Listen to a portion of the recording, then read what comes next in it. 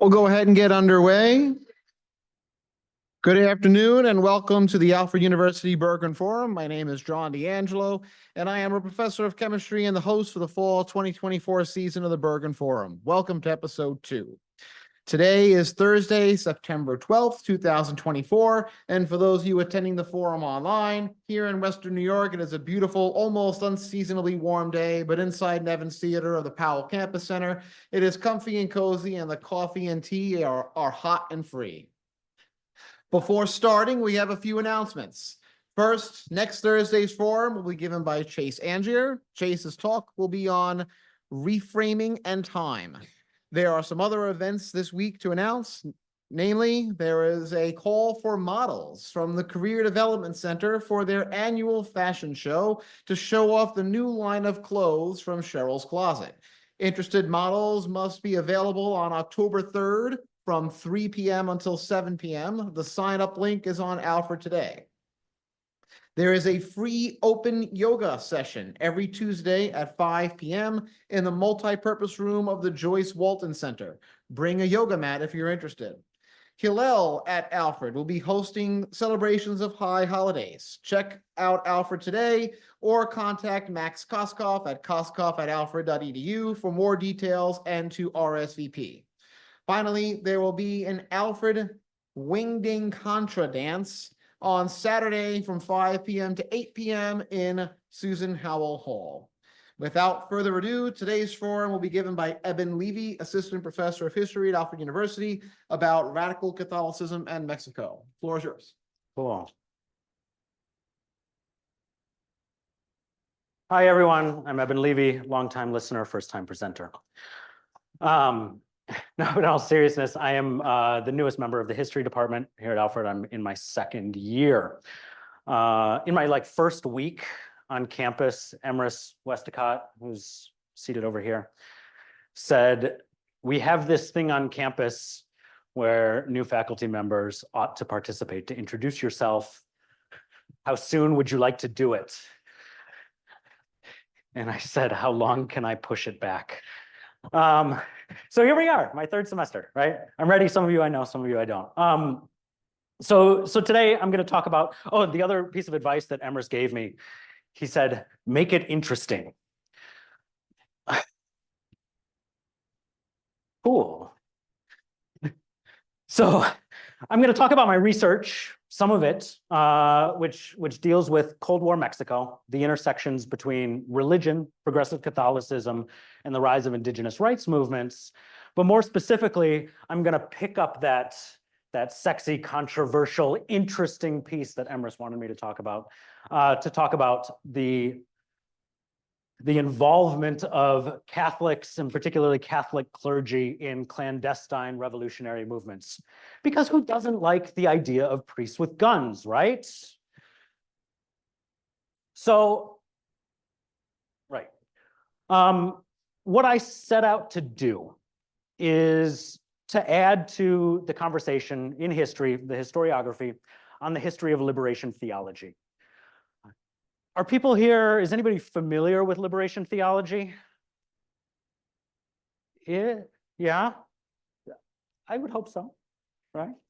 Our resident Spanish professor said yes, so great. Liberation theology was this movement that arose in late 1960s, really gained steam in the 1970s throughout Latin America. It is, as its name suggests, a theological and intellectual movement that drew on long Catholic traditions of going back to the early church, ideas about egalitarianism and communitarianism within Christian communities, as well as the more recent Catholic history dating from the late 19th century of Catholic social doctrine, right? Rerum Novarum, 1893, Pope Leo, and forgive me, I'm forgetting which Leo, but Leo released this encyclical, Rerum Novarum, that proposed a third way, right? Catholics need not be caught in this ideological battle that's going on in the world between capitalism, a laissez-faire industrial capitalism in the 1890s, and radical movements, atheistic, materialistic movements, communism, anarchism, socialism. He said, instead, the Catholic Church can put forward ideas about social welfare, right?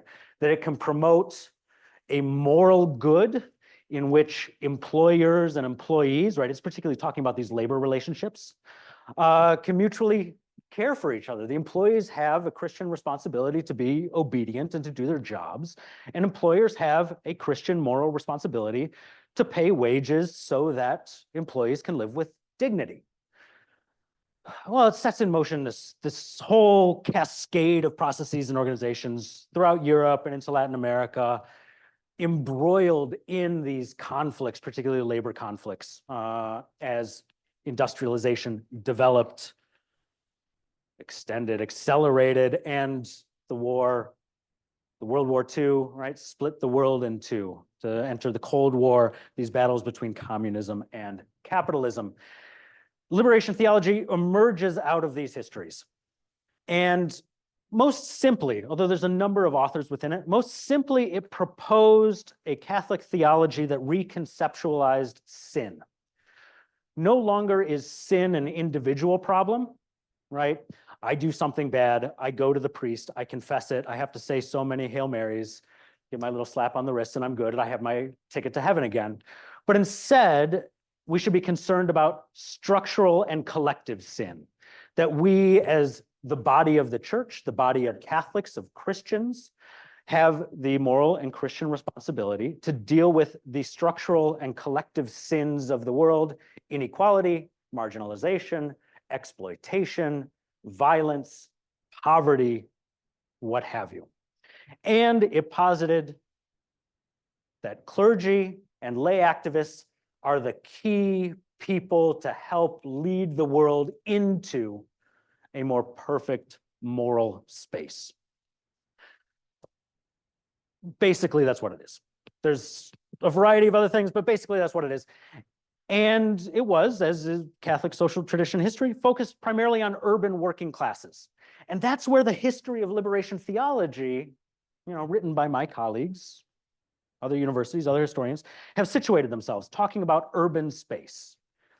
And very little had been written about, well, what are other iterations that this movement, both in its intellectual theological tradition and in its praxis, right, the way it exercises itself on the ground, what did it mean when it goes out into other spaces, to rural spaces, to indigenous spaces?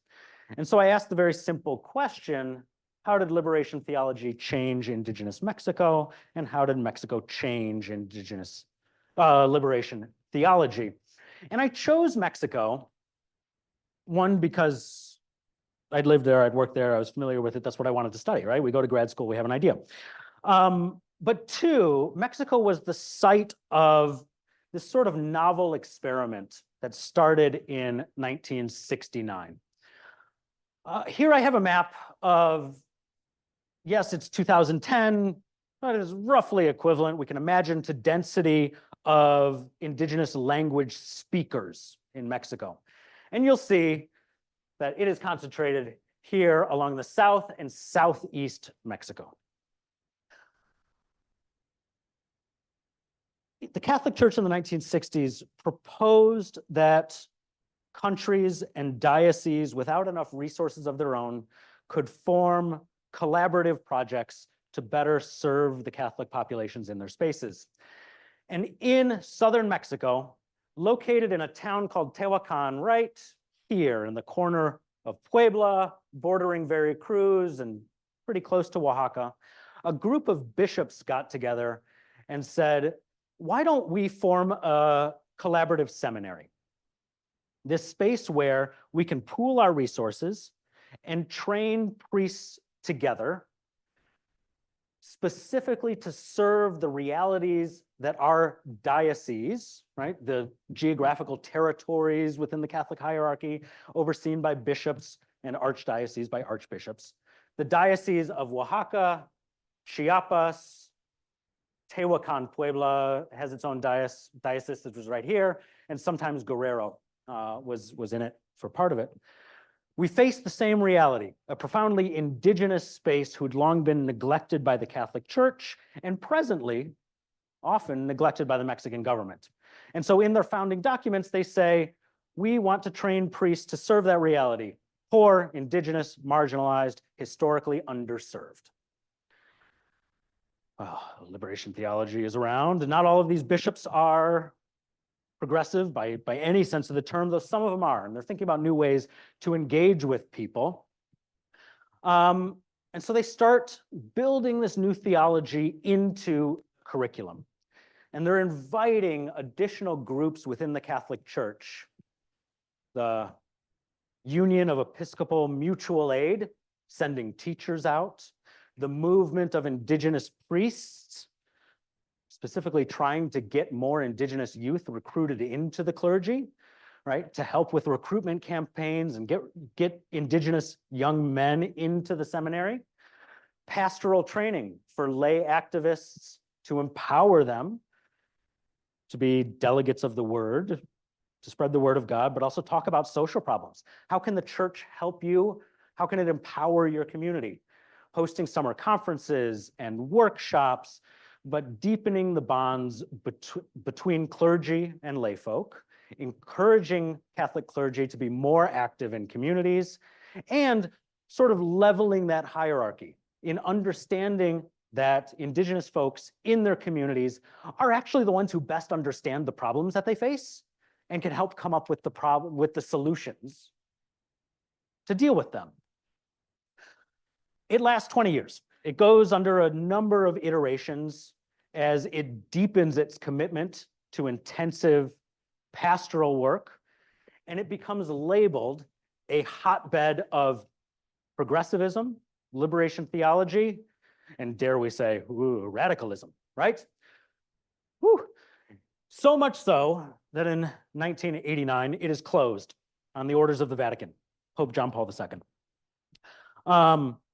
Who in just the years prior, his right-hand man, Cardinal Ratzinger, the future Pope Benedict, had issued some blistering critiques of liberation theology in 86, 87, had punished some theologians, mandating that they stay silent, not publish anything for a year or two.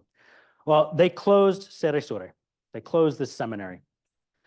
They sent out a delegation of bishops to observe it and write a report. And through archival work, we got our hands on the report, and it's full of these lines. The philosophy curriculum is impregnated by a Marxist cosmovision. Whew. Right?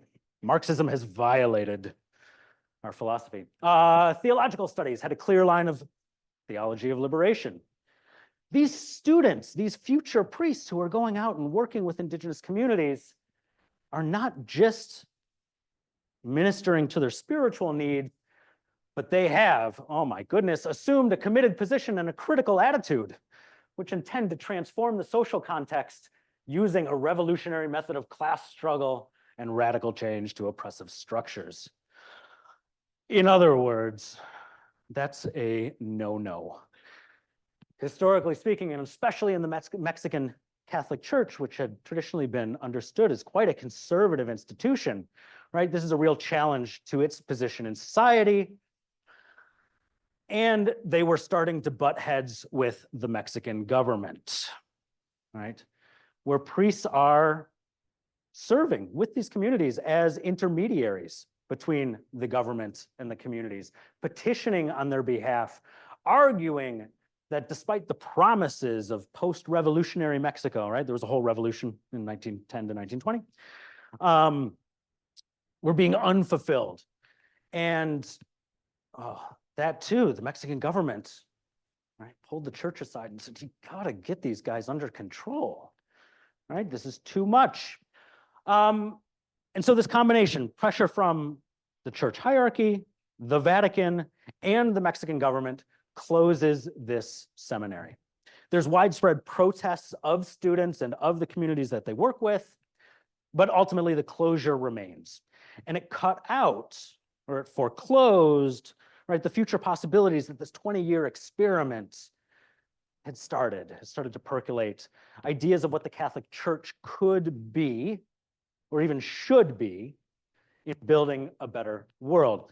Now, these students, these priests, these communities, right, they go into alternative forms of organization and form new networks further removed from the church hierarchy to recreate some of the spaces that they lost. And I'll return to at least one of these a little later, EAPI, the Enlace de Agentes de la Pastoral Indígena, the network of agents of indigenous pastoral work or indigenous ministry.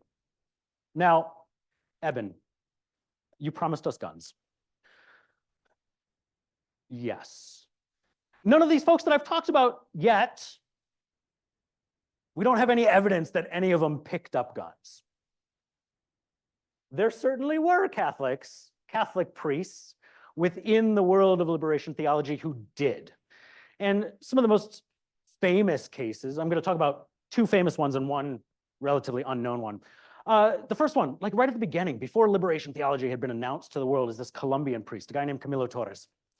He's a priest and a sociologist, a university professor, writes a weekly column in a Colombian newspaper, and his columns are becoming increasingly strident, attacking the Colombian government for its conservatism, for its oppression, for its violence against people.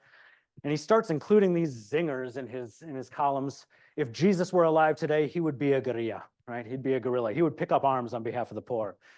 And Torres, I mean, really wrestles with himself, and you can see it through his columns as to what he should do, what his commitment entailed. And he ended up picking up a gun. He joins the ELN, Ejército de Liberación Nacional, the National Liberation Army, and he unfortunately is killed in combat within the first year. He becomes, for many folks, allied or aligned with liberation theology, a martyr, the first martyr, perhaps, of their cause. Such that his portraits are on street art still throughout Colombia and in other spaces where liberation theology was prevalent. Shortly after, we start seeing it in Guatemala as well. Now, Guatemala has a terrible Cold War history. That low-intensity civil war breaks out in the 1960s. It isn't settled until the mid-1990s via peace talks. But there are the presence of, these are US missionaries, members of the Maryknoll Order, Thomas Melville, his brother Arthur Melville, a Maryknoll nun, Marjorie Bradford. She and Thomas leave, take off their clerical robes and get married. They leave the priesthood, leave the clergy. But as early as 1967, they are not necessarily with guns, but providing material support and safe houses to Guatemalan rebel groups. The CIA are the ones who know about this and pressure the US government to sit on Maryknoll and pull them out. What's interesting is they aren't really known for that element of their history, but they are known for their later protests once they've returned to the States. They were part of the Catonsville Nine. Does that ring a bell for anyone? Chris, you're nodding? Who are they?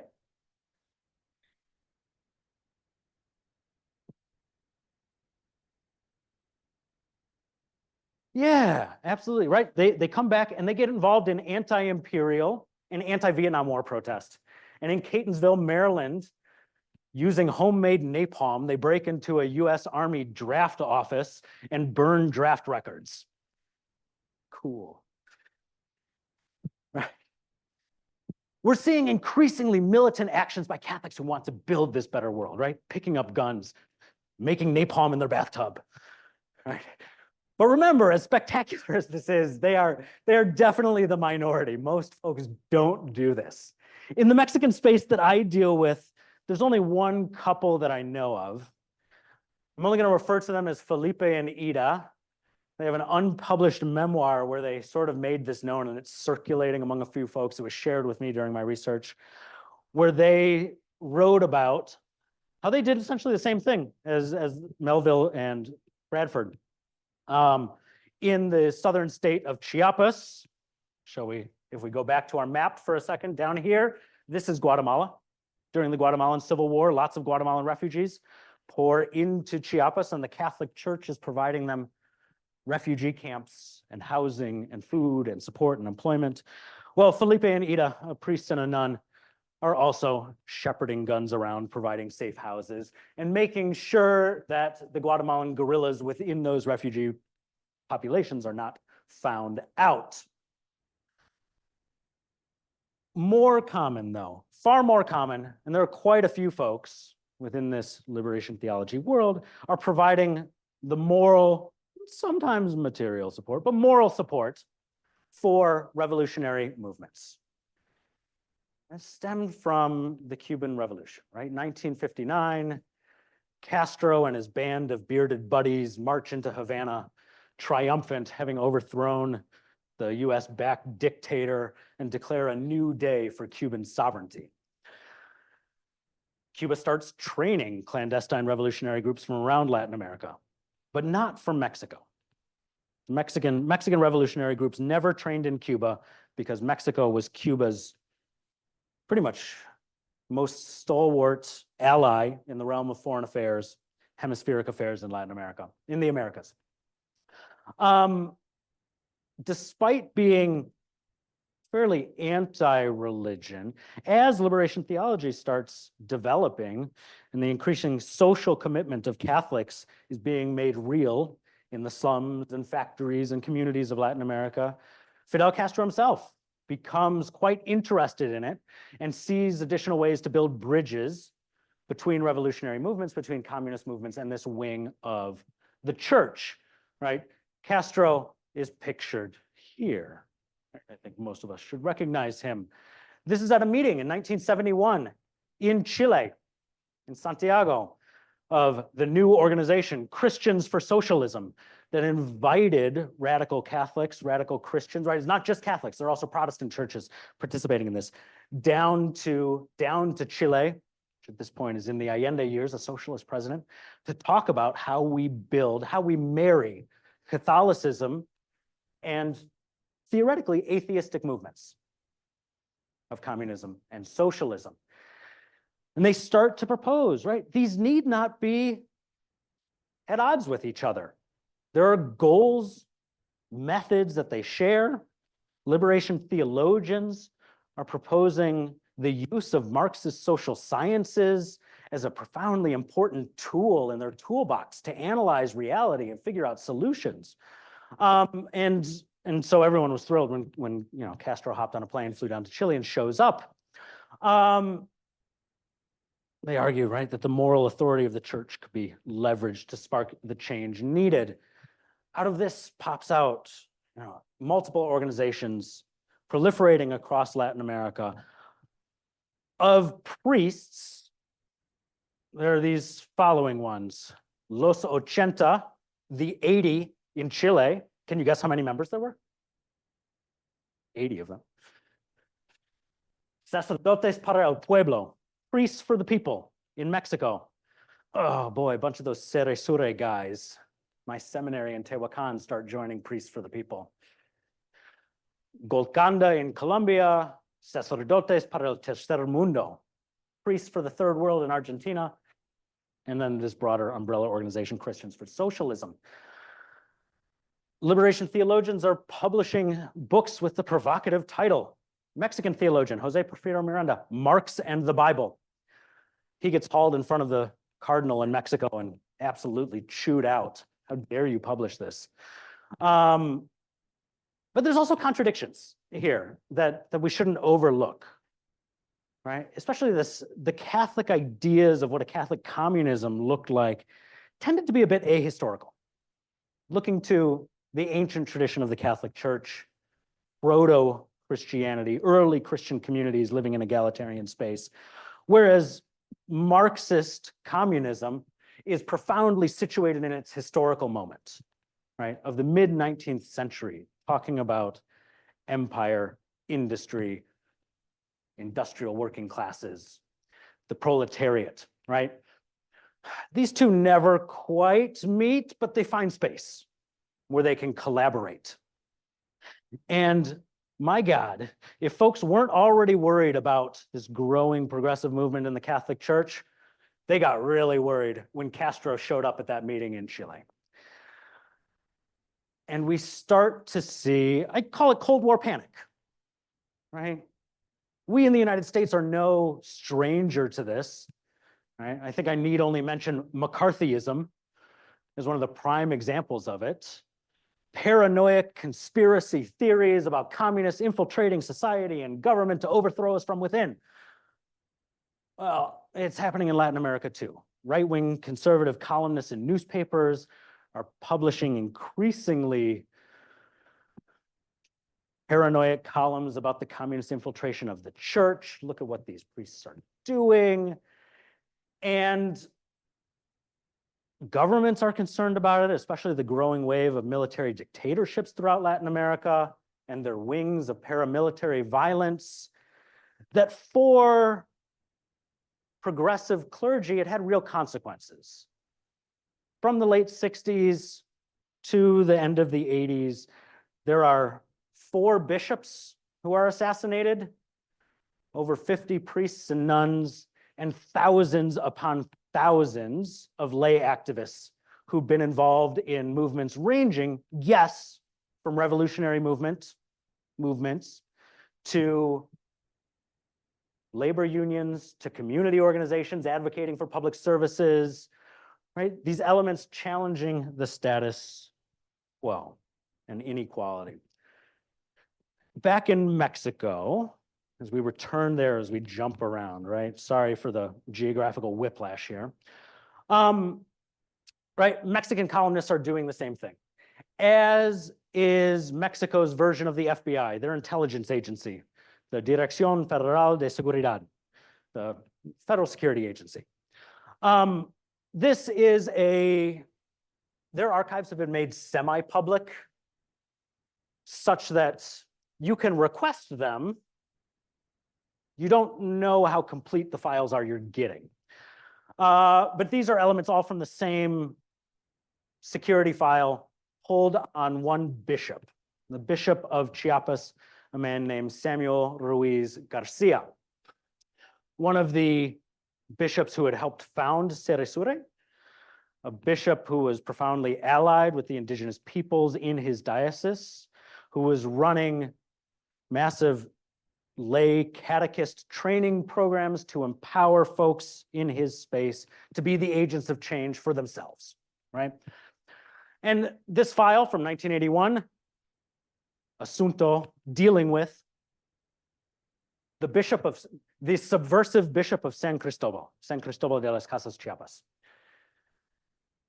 It says what he's doing. It provides lists of priests who are involved with him.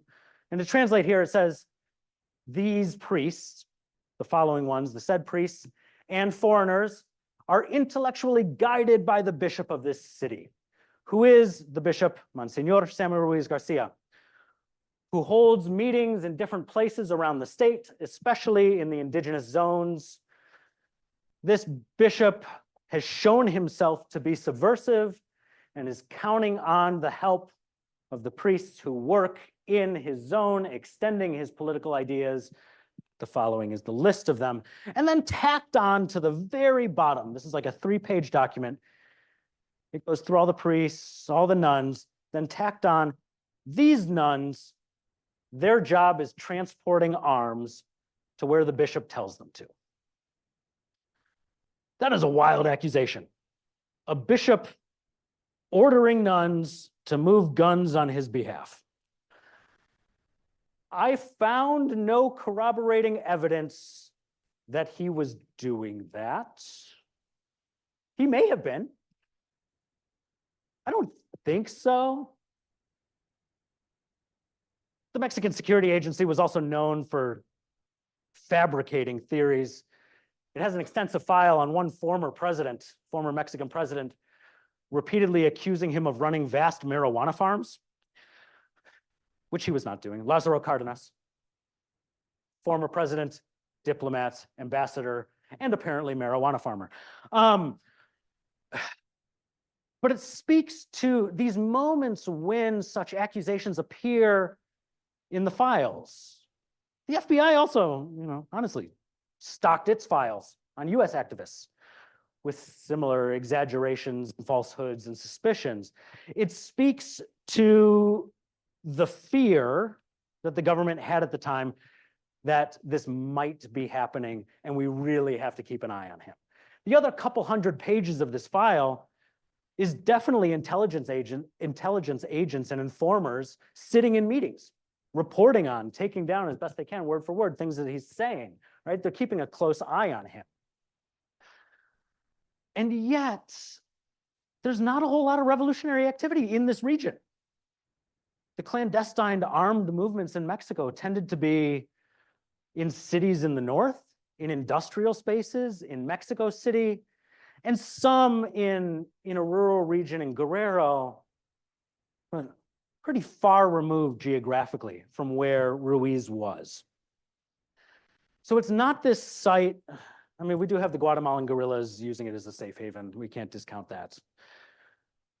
But there's no public actions by Mexican guerrillas in this space until 1994.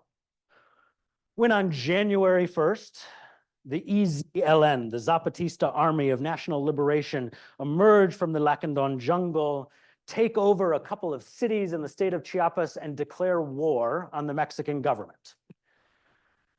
Does anybody know what else happened on January 1st, 1994? NAFTA. Thank you, Jeff. Right? Well, guess what? No accident, right? They timed the rebellion for the implementation of NAFTA. And if that right-wing press had been talking about rumors and paranoid conspiracies for a while, well, now they shift into overdrive. Well, that's from 1977, that one, an old one, right? Jesuits are arming indigenous folks in Chiapas. This one is from like January 2nd, 1994. We're going to investigate the priests who are involved in this uprising because they had to have been. Ruiz and his priests, the subversive, they've been laying the groundwork for this rebellion for 30 years, right? They had to have been involved. They are and they aren't, if we're talking about it honestly. They are in the sense that morally, ideologically, they agree that the rebels' cause is just. The Zapatistas release a list of demands starting with dignity, food, land, reduction of interference from the Mexican government, and accusations that the Mexican government is selling out its people by engaging in this free trade agreement. It's abandoning its promises to take care of its own civilians.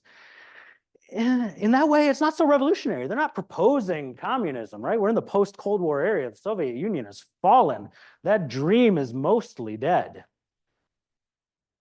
But they're talking about alternative ways to the triumphant entry of neoliberal capitalism and free trade.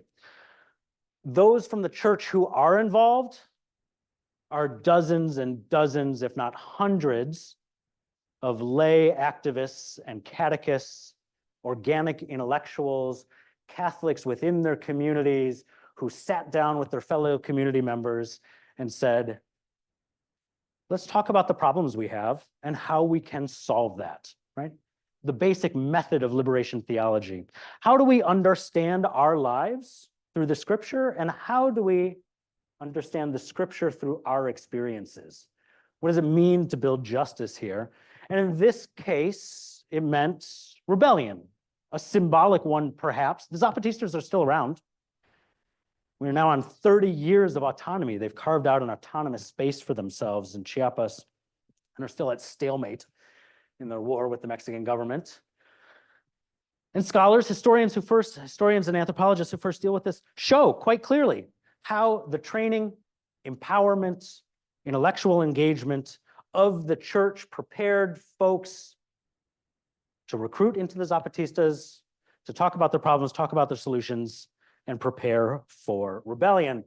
But one historian, actually, I don't think he's even a historian. I think he's a sociologist, Mexican academic, Carlos Tello Diaz, releases in 1995 a book chock full of details that nobody else had access to. Everyone suspected, still suspect, that the Mexican government was feeding him intelligence information so that he could write it. And he names one particular priest as one of the key recruiters for and supporters of the Zapatista cause. This guy, Padre Tacho, pictured here. Now, very briefly, my dissertation and book project would not have been possible without the assistance of Padre Tacho.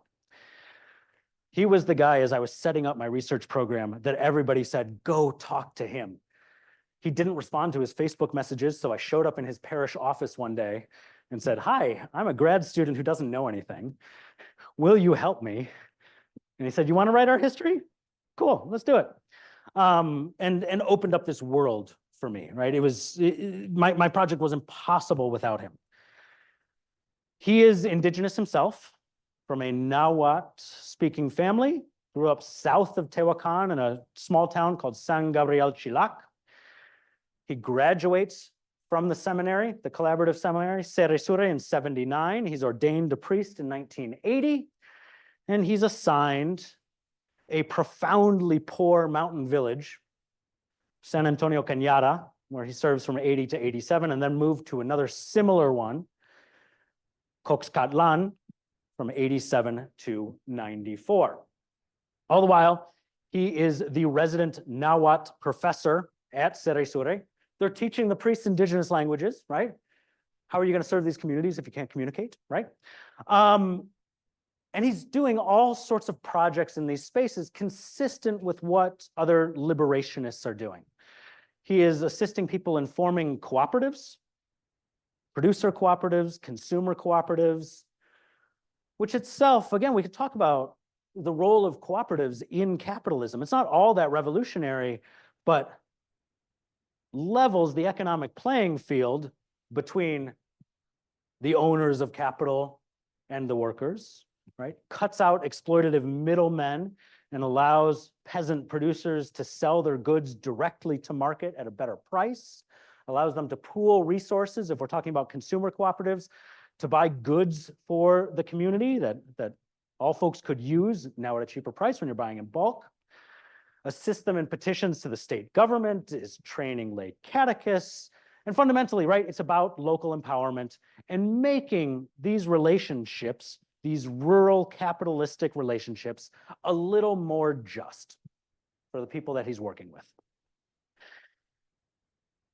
All the while, increasingly engaging folks with their own understandings of Catholicism. What does it mean to be indigenous and Catholic? What are practices, your indigenous Catholic practices, that you wouldn't have revealed to the white guy who was here before me, right? How can we elevate your cosmovisions, your understandings of spirituality into the greater body of the Catholic Church? So he's both doing this, right, concrete work, making life better, and validating indigenous experience, indigenous spirituality, indigenous practices. So he's one of, as Ceresure closes, he's one of the primary drivers around this new network of indigenous ministry agents, organizing meetings to share best practices, bringing together priests and lay activists around the region, meeting every year, keeping the networks together that had come out of Ceresure. Well, as he moves to his next position from San Antonio Cañada to Coxcatlan, he tells me, we went through a number of oral history interviews, told me his life story, his experiences, how he ended up where he was, how he understands his history. And he tells me that one day early in his tenure in Coxcatlan, he's approached by a guy who only went by the name of Frank. Now, Frank was not indigenous. Frank was from northern Mexico. And Frank had moved with some revolutionary guerrilla organizers from northern Mexico down to Chiapas in the early 1980s. And as they were struggling to recruit folks into their movement in Chiapas, they branch out to see where else the conditions for rebellion might be fruitful. And Frank goes to this space that Padre Tacho is now in. And Frank goes to Tacho's office and says, I know about you. You should be aware of some things happening. Your work precedes you. I respect it. I like it. Keep doing it. We have the same goals of empowering people and making this space more just. But you should know that I am also preparing folks for the military option. Would you like to join me? Tacho says no. But he also doesn't tell anybody about it, right? Here we can see these alliances, right? The moral support. Look, man, you do you.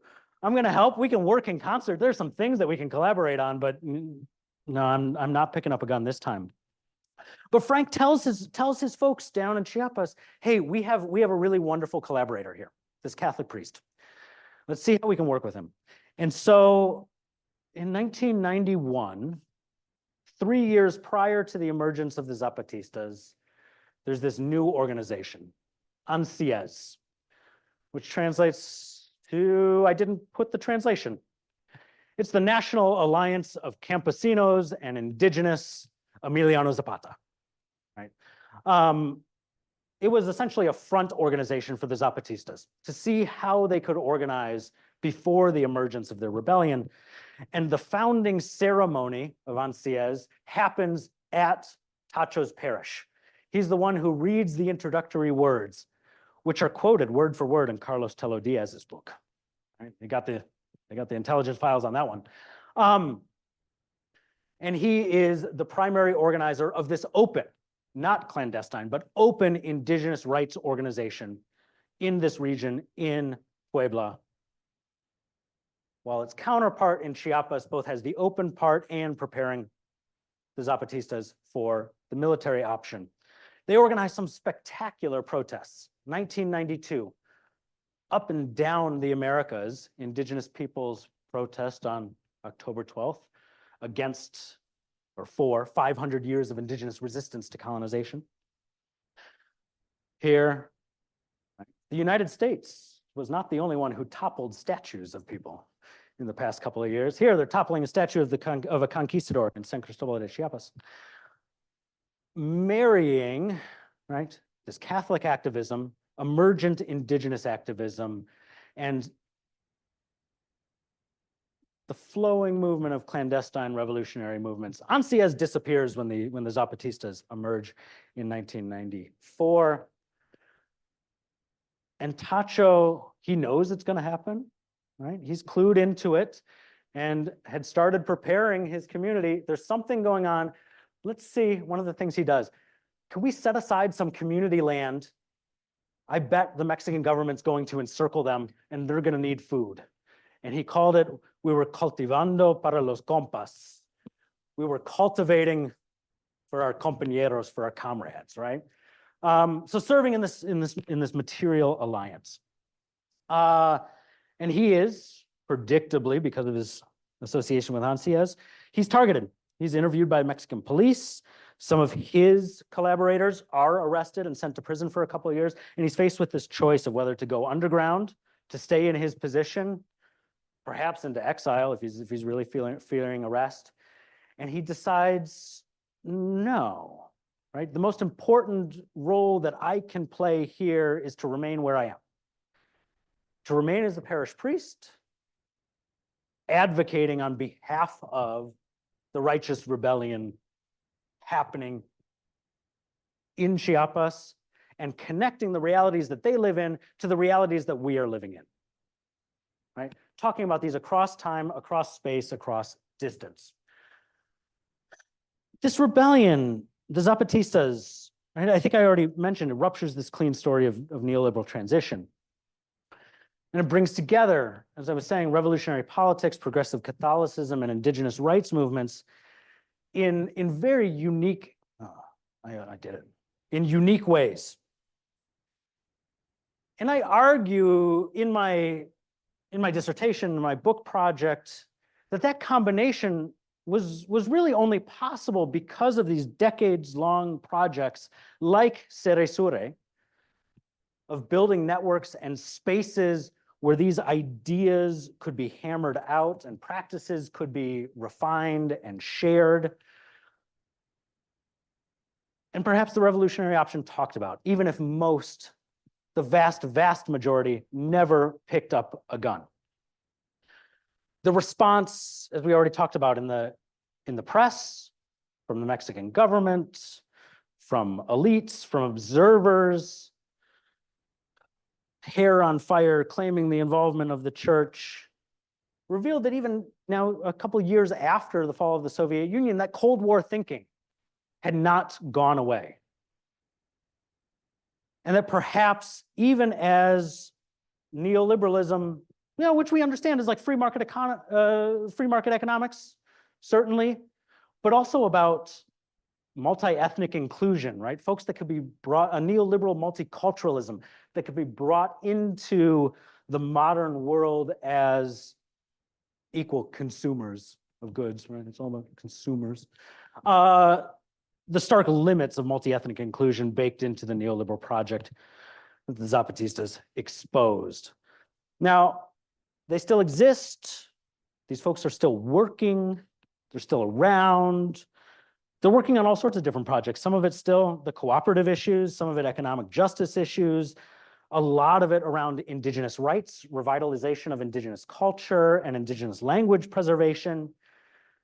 That even as it seems today, right, with the benefit of 30 years of hindsight, that the Zapatistas did not topple the Goliath. NAFTA is still in effect. Neoliberalism is still dominant. Multinational capitalist companies can move freely across borders without limits, while people cannot. There's not quite defeat. And so much of the literature, I think is focused on, well, they lost, but maybe they didn't. Maybe they altered the terms of inclusion to the effect now that multiple, this is where my dissertation functionally ends, multiple indigenous languages are recognized as legitimate by the Catholic Church. Pope Francis said, yes, Nahuatl, Maya, Zapotec are now official languages of Catholicism because these are peoples who, even if their Catholicism looks different than it does in a mass in Rome or New York City, right? Their Catholicism is as legitimate as ours in the greater body of the church. That is Padre Tacho, just like 2 years ago, posted on his Facebook page. I borrowed it from. And I think broadly, I mean, to sum it up is priests and guns are sexy, but the more important work were these in-between spaces, right?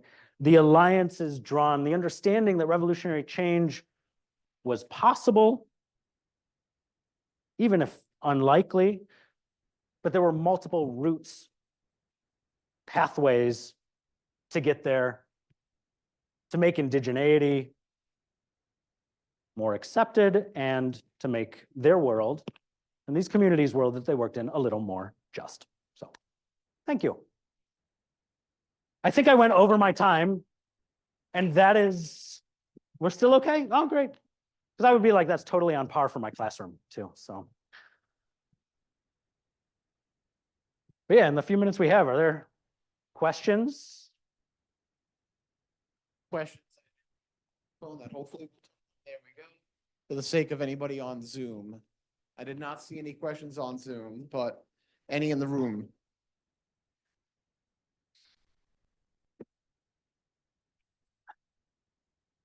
Thank you. That was super interesting. But this is under the broader category of the ripple effect of liberation theology. Are you familiar with the work of Paul Farmer and Jim Kim in Haiti and Peru? The short answer is yes. No, but that's wonderful. So I'll throw it right back to you. Why do you raise them?